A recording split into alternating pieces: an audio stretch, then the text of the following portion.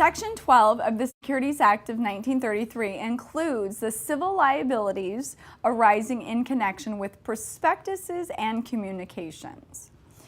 Any person who offers or sells a non-exempt, unregistered security or offers or sells a security by the use of any means or instruments of transportation or communication in interstate commerce or of the mails, by means of a prospectus or oral communication, which includes an untrue statement of a material fact or omits to state a material fact necessary in order to make the statements in the light of the circumstances under which they were made not misleading, shall be liable for. Okay, let me rephrase that. So if you sell an unregistered, non-exempt security in any other way than through a private placement, you shall be liable for the following amount. Or if you use a prospectus or an oral communication that omits a material fact, a person can recover from you. You may be held civilly liable to a person. They can sue you to recover what, would be the question. Consideration paid for the security with interest, so what they paid plus interest, less the amount of income received. So under the Securities Act of 1933, civil liabilities, a person may sue you to recover what was paid plus interest minus any income received. So if it paid interest or it paid a dividend, minus any income received. Or they can sue to recover damages if the customer no longer owns the security. Not triple damages, just damages if they no longer own the security.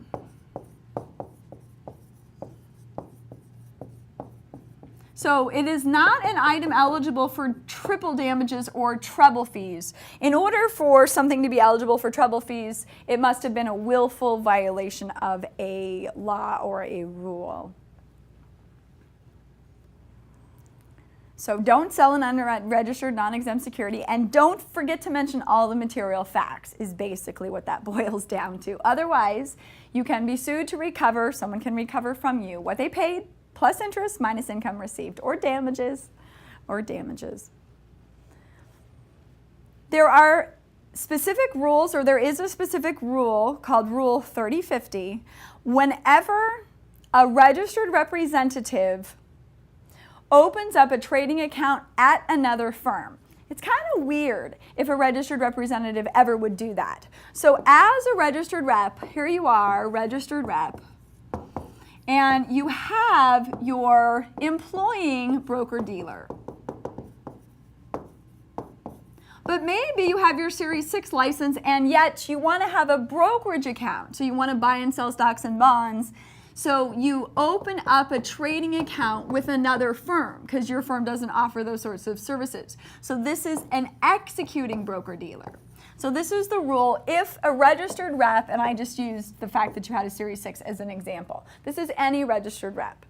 So the rules regarding transactions for or by associated persons. So a member, an executing member, who knowingly executes a transaction for the purchase or sale of a security for the account of a person associated with another member, shall use reasonable diligence to determine that the execution of such transaction will not adversely affect the interests of the employing member. The executing member is obligated to notify the employing member prior to the execution of a transaction for such account of the executing member's intention to open or maintain such account. So the executing broker-dealer must notify prior to opening up the account. So notification made, not prior to every trade, it's prior to opening up the account in the first place. Notification made to the employing member by the executing member.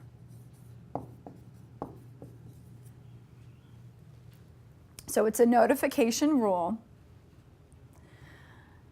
The employing member has the ability to request duplicate confirmations. So they might be wondering, why is it Susie wants to go trade over there when we offer the same services here? I'm so confused. What's she doing?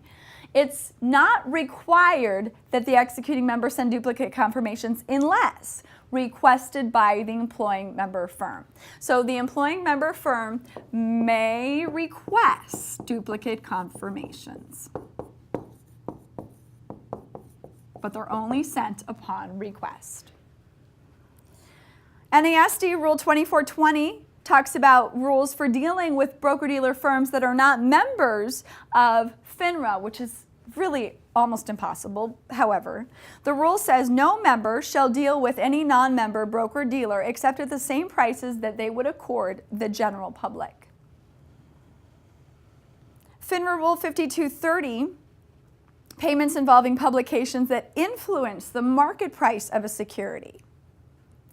This is a similar rule to one we discussed previously. No member shall directly or indirectly give, permit to be given, or offer to give anything of value to any person for the purpose of influencing or rewarding the action of such person in connection with the publication or circulation of any electronic or other public media, including any investment service or similar publication, website, newspaper, magazine, or other periodical, radio, or television program of any matter that has or is intended to have an effect upon the market price of any security.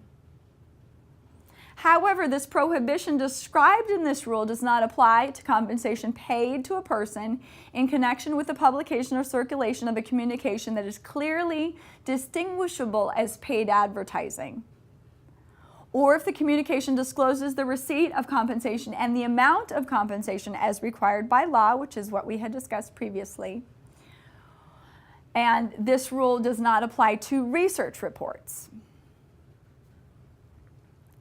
FINRA Rule 4512 is the FINRA rule regarding the information firms are required to maintain related to customer accounts. So 4512, this is one of them I am going to write up there, just because it's a pretty big rule, is customer account information.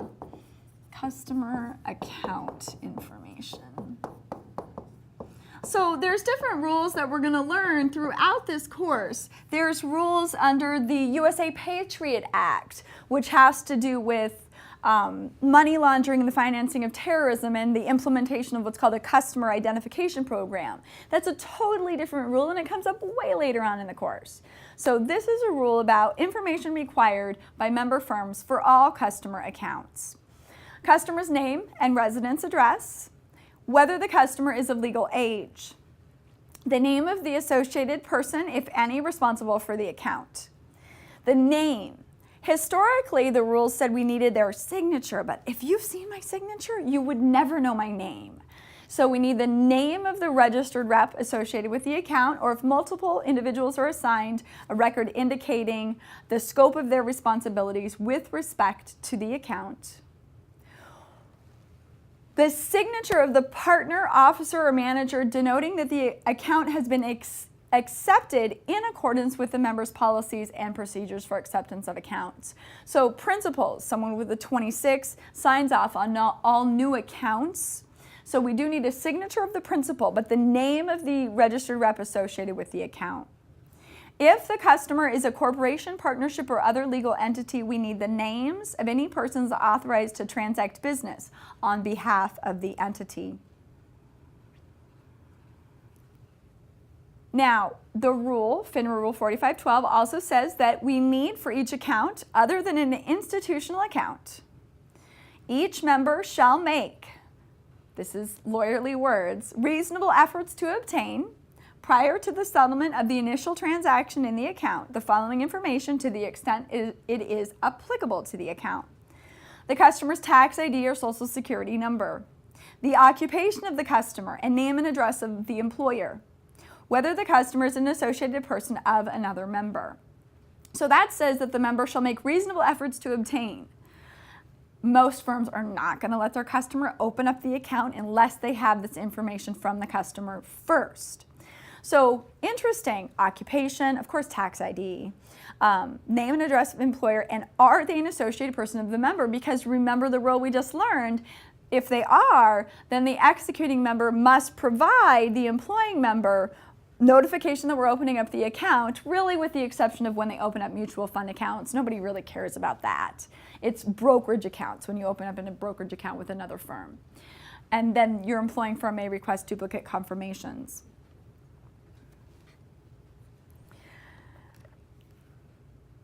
Now, this rule, as far as the customer's tax ID, occupation, name and address of employer, are they an associated person of another member? That rule does not apply if the customer is an institutional account. So institutional accounts under FINRA Rule 4512 include the account of a bank, savings and loan, insurance company, or registered investment company. Institutional accounts mean the accounts of an investment advisor registered under federal law or registered under state law, or any other person with total assets of at least $50 million. FINRA Rule 4512 requires that members shall preserve a record of any customer account information that is subsequently updated for at least, we kind of talked about this really early on in this discussion, 6 years. So 6 years after the information is changed, And then when the customer leaves the firm, we're required to keep the information related to customer records for 6 years from when the account was closed.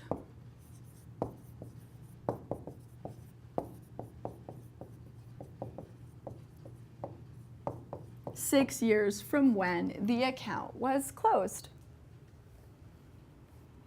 So we sometimes use the term maintain and we sometimes use the term preserve within this rule. Maintain is simply reflecting customer account information that is current or in use, and preserve is used to reflect customer account information that is no longer current or in use. So under 4512, what do we need? The signature of the registered rep or the name of them? We need their name. Remember, I have awful handwriting. I know, I'm sorry. It's really the only bad grade I ever got in school. And here I am writing for a living. I'm sorry. With respect to a discretionary account maintained by a member firm. So discretionary accounts are when your customer has given you written third-party trading authority to choose for them one or two things, either type or quantity, or type and quantity of securities to be purchased. So if they say, buy me some shares of growth stock, I would need written discretionary authority. It's a third-party trading authority that lasts until the client revokes it or until the client dies. So with respect to a discretionary account, FINRA Rule 4512 requires firms to obtain the manual dated signature of each named natural person authorized to exercise discretion in the account. The rule does not require firms to record the date discretion was granted by the customer or to record the age or approximate age of the customer in connection with exempted securities. So we need the manual dated signature of each named natural person authorized to exercise discretion. So FINRA, Customer Account Information Rule 4512. SIPC. So once upon a time, when I lived in Colorado, I used to drive from Denver to this town, Sterling, that was far northeast Colorado. And I was coming back one night, and it was dark out. I was doing a special class, and it was foggy, and I was listening to the radio out in the middle of nowhere, literally. And this really strange ad comes on the radio, and it's this little girl singing. And she sings, Securities Investor Protection Corporation protects you if your broker-dealer goes broke. I was a little girl. Weird. I wonder what had happened out there in Sterling, Colorado that required this advertisement. I bet you've never heard an advertisement for SIPC, but hopefully now you will never forget what it's designed to do. So SIPC covers the claims of insolvent broker dealers. So Securities Investor Protection Corporation. This does not protect a customer who made a bad investment. If you bought Enron went broke, your investment, you had no money. It's not that your broker or dealer went broke. SIPC provides coverage for customers of broker-dealers, insolvent broker-dealers. Now, hopefully broker-dealers don't go broke. There's lots of rules that you would learn in a principles class as far as net capital requirements of the firm, how much can they take on in the form of aggregate indebtedness versus how much they have in cash on hand. All of these rules are covered in 24 and or 26 courses. But this is just about what does SIPC cover, how much is the protection. So SIPC protection is $500,000 per separate customer, of which up to $250,000 may be in cash. Up to $250,000 may be in cash. So it's not 500 plus 250, it's 500 including up to $250,000 maximum in cash per separate customer. So each broker-dealer that's registered with the SEC must join SIPC. So if the broker-dealer went broke, and let's say that the client had $300,000 in securities, and then they had $300,000 in cash, what's the most they can recover under the SIPC coverage? SIPC says 500, right? So how much of this cash is going to be covered? 250. So the other 50, they're a general creditor of the insolvent broker-dealer. So 250 in cash, which leaves another 250 in securities. So they've got 50,000 that's missing there as well. If they had $300,000 in securities and they had $100,000 in cash, how much would their protection be under SIPC? It'd be $400,000, so they'd be totally covered. If the wife has an account and the husband has an account, there's two separate SIPC coverages. If they have a joint account, then there would be a third separate SIPC coverage as well. So just be careful on this one. The right answer wasn't 300 plus 250 because the maximum that the SIPC will cover is 500,000. So just be careful on a question. I know you can do it. As I mentioned, SIPC does not cover issuer insolvency. It does not cover poor investments. It does not cover mutual fund accounts unless the mutual fund account is carried by your broker-dealer. Most mutual fund assets are maintained by an independent custodian. But sometimes, maybe they're exchange-traded fund shares and they're held in a brokerage account. Then they are covered by SIPC. FINRA Rule 2266 requires disclosure to the customer of SIPC information. So all members shall advise all new customers in writing at the opening of an account that they may obtain information about SIPC, including the SIPC brochure, by contacting SIPC, and also shall provide the website address and telephone number of the SIPC. So this information regarding SIPC must be provided in writing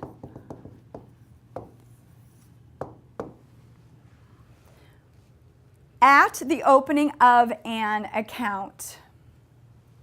At opening of the account. So it's just saying, and actually over time, the amount of coverage that you have under the cash portion of coverage has gone up in the past few years. So it does change. So once we've given it out in writing at the opening of the account, members shall provide all customers with this same information in writing at least once a year.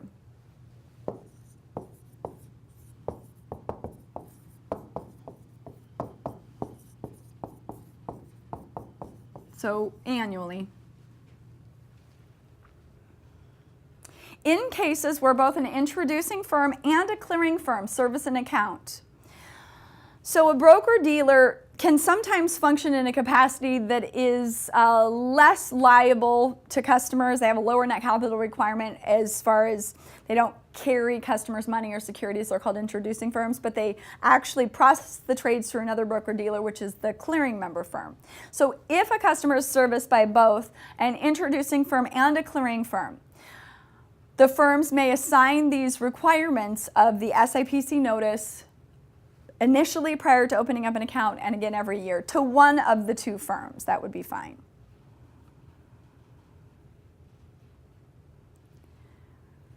Now, this rule does not apply to those members that are excluded from membership in SIPC, or those whose business consists exclusively of the sale of investments that are ineligible for SIPC protection. So mutual fund companies are ineligible for SIPC protection. They do not have to provide this information regarding the SIPC. That concludes our discussion of regulatory fundamentals. There's a lot of facts in there. This basic groundwork, this beginning place of where we start from, these requirements you have to know.